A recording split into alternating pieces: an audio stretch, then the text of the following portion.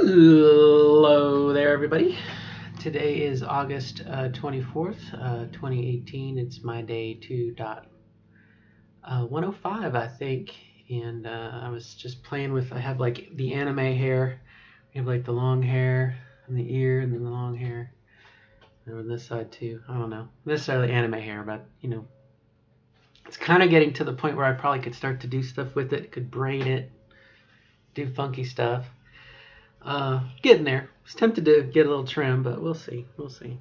Anyway, just wanted to touch base a little bit. Lots of what I kind of call them miracle days or miracle things. To give you an example, this morning I updated something at my job and it totally screwed a lot of stuff up, and it took me a while to figure out what was wrong. And 20 minutes before it was time for me to go home, I figured out what it was and tested it, and it worked. Went through the testing process, and so it was kind of a miracle. My heart was beating like I was going to have to work through the weekend to get this thing fixed, and it fixed itself. Or another example, I needed to get a copy of some paperwork from a lawyer I had hired a couple of years ago, and it turns out I called. I just had a brain thought, and it said, let me call and ask. And sure enough, I got the paralegal I needed to, and she knew right what, she went and grabbed my file and made a PDF and emailed it to me. Little miracle things that you kind of expect to be snafus or fuck ups or something, and it comes through. And so I kind of consider it a miracle day. Very thankful, very thankful, very thankful. There's been a number of those in this week where things are kind of dark, and those happen, and you're like, okay, well, for me, I'm trying to sell my house, and it seems like there are some obstacles, but we have those little miracles that kind of get us over, and with hard work and help and perseverance, we make it.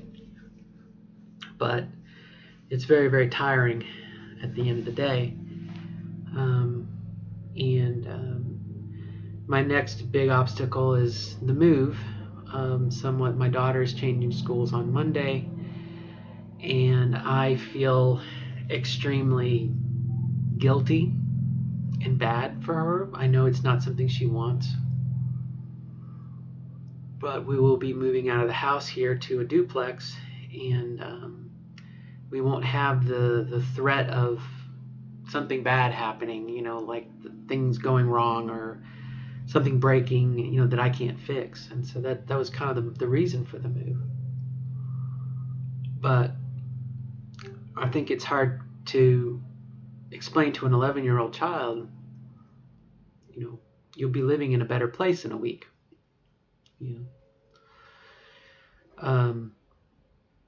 But I feel really guilty. I feel like I messed up her life, even though I know it's only, she will make new friends, and things happen in life, unfortunately, that we don't really have control over. I found a buyer for my house, got to move, but I'd still feel bad. A little bit of an update on I took the sleeping test for a sleep apnea machine, and I think the first night I laid extremely still with the machine on my chest, and I think I slept pretty decently. So there weren't too many breaks because I think I slept back. But then last night I slept like I normally do, and there were plenty of pockets of me waking up. So I think it'll show that I need a machine, but I'm hoping that'll address some things. And some of the stress that I've been experiencing, I think since May, worrying with the house and whatnot, that'll be taken care of in a couple weeks. Once we move and close. There's still a part of me that's a little nervous about my job. But none of that's really transgender related, I don't think, other than I met with my endocrinologist yesterday, and she had said that some of the things that I had been experiencing since my surgery is an increased sense of anxiety and nervousness. And something that she had kind of said was that it's possible that there's some sort of feedback loop between my body's chemistry being messed up and through the adrenal system, which I guess is where adrenaline comes from. But there's like a feedback loop that happens between estrogen and something else and something else and something else. It just kind of feeds itself. And my irritable bowel syndrome is in there somewhere. My nervousness is in there. My anxiety is in there somewhere. Maybe my estrogen being off is in there somewhere. And so it just kind of, it ramps up my adrenaline. It ramps up like, that I have to do something, I have to do something, I have to do something. Nervousness. And so I'm going to take a test that will monitor something throughout the day. I spit in vials throughout the day, and then they measure some sort of chemical to determine, is something wrong with my adrenal system. So we'll see how that goes.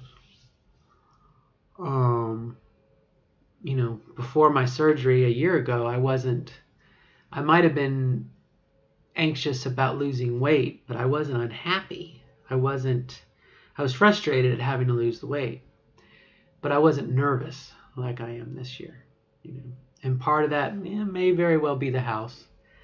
A little bit of unfinished business, a little bit of burying some old feelings. This is the house that I bought with my ex-wife. This was the house that I bought and when I was living a little differently, different life, different person. And so in some ways, getting rid of this enables the new, other things.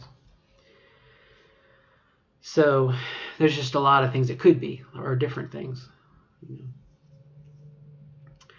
One thing that I guess I wanted to make the video about somewhat was a sense of kind of like, what do I do now? Now, let me preface this by saying, less than a month ago, I came across the idea of trying to move. 2 weeks ago, I spent my weekend repairing the house and painting like a crazy person and recaulking the bathroom and doing all sorts of odd jobs. From Friday night to Sunday night, 3 days of just chores to make everything look really, really good. Catch up on a lot of stuff. And then that Monday we had the inspection, and people kind of went away to make their offer, and they made their offer, and we decided to sell. And so last weekend was packing up stuff, and I really can't show you.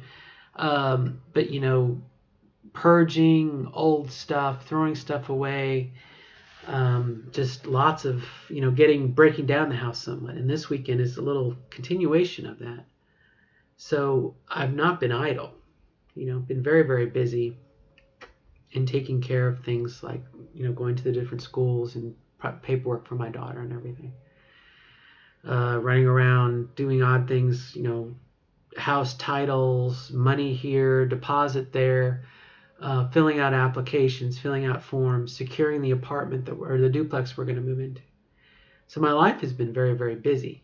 And so to have a night off or downtime, it's just a weird feeling.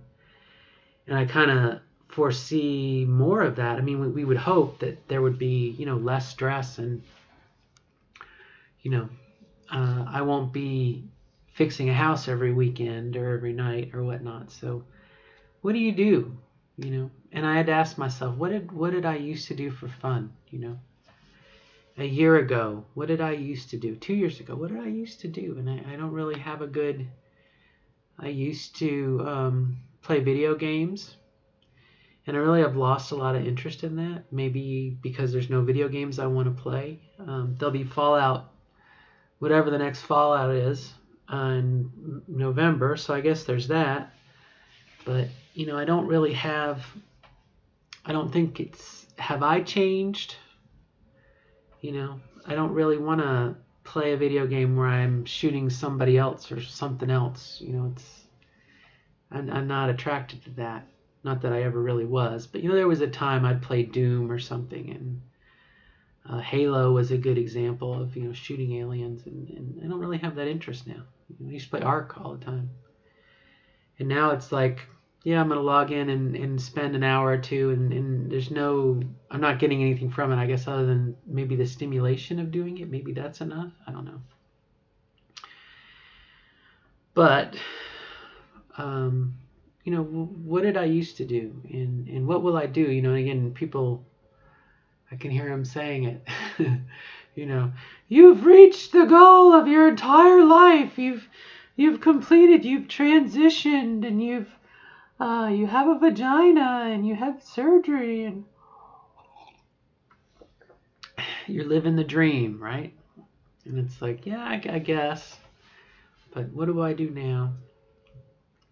Maybe we just need some time. Like I said, I'm not interested in doing something tonight.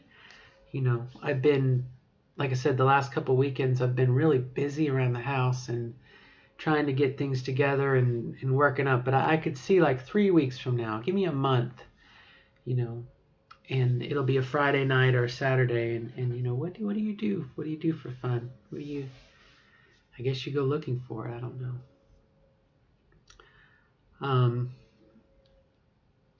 And some of that has to do with my energy level too. When you have the energy to do stuff, it makes a difference, and having the money to do stuff too, that also makes a difference. But it does make me wonder what trans women, what do we do after we what do you do after you've made it, right? I guess you do whatever you want, but it just does make me a little, I don't know. There's more to life than reading, playing video games, etc., etc. Now, what that is, I don't know. Before I transitioned, I flew helicopters and airplanes, radio controlled, and so that could be a future. But again, it's the same kind of thing. It's like, I've done it before. It's all been done. Woo woo woo. So I don't know. I guess that remains to be seen. But just marking time here. Just marking time. I don't know. What do we do? What do you do? I guess we rest. And then when we have energy, maybe we do other things. I don't know. The German American club near me occasionally has polka lessons. That's always been something I wanted to do. And I might do that the next iteration of it, the next go around. Maybe I'll meet a nice polka partner and we'll hit it off and we'll polka into the sunset. I don't know, but right now I'm just... So anyway, enough of me rambling. Just touching base. Thought I had something else to say. Had an interesting experience yesterday. At work, we went out to lunch, and it was a team lunch. And I probably met, or was in the presence of, I didn't really meet them. I was in the presence of probably 10 people I didn't really know. And it was interesting to be excluded from the male side of the table, from the male conversation, because I was a woman, and to be privy to, but not really being able to contribute to the female side of the conversation, although, and by that I mean talking about your, menstruation and things that I don't have any clue about. It was just kind of a weird experience to not really know where you fit in. I mean, you could talk to me about whatever you want, race cars. I'm flexible. But I thought it was kind of interesting that I didn't fit in anywhere. It's kind of a sad statement, isn't it? I've noticed too, I'm gaining a lot of weight. If you look at my face, back from when I was surgery weight, I've gained about 30 pounds. I think that's the woman's lament, though. But all right, well, I feel like I had gumption like 3 months ago, and now it's just nothing. But I'm here. I'm checking in. I'm not suicidal. I'm not suicidal. It's talked about those miracle moments earlier. You get some miracle moments behind you, and you're like, well, okay, I need to push on. I need to. It's possible that something might come up to keep me from selling my house, and I was like, after so many miracle moments to get me where I am, this is going to keep me. I don't know. We are our own worst enemies, I think, when it comes to fear and guilt and shame, aren't we?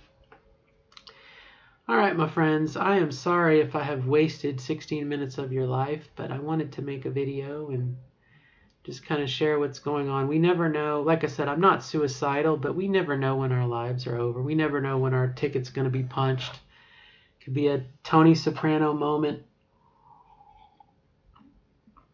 I'm happy I've come this far. I really am.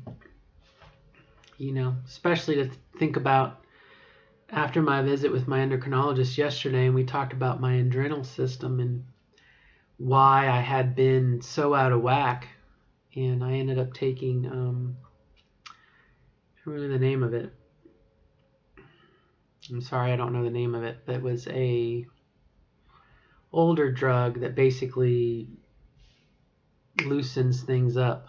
And that's about the best way I can describe it. I had a feeling like someone had cut the tension thread that was inside of me, and it gave me a chance to just, maybe that's why today I'm feeling a little more, whereas yesterday I was, but anyway, that's it. So until next time, my friends, good luck to you wherever you are. This journey, there's so many levels and stages and plateaus and pit stops and rest areas. Wherever you are, my friends, I wish you the best of luck, and we will continue to persist. We will nevertheless, she persisted, right? Till next time, I wish you all good luck, and bye-bye.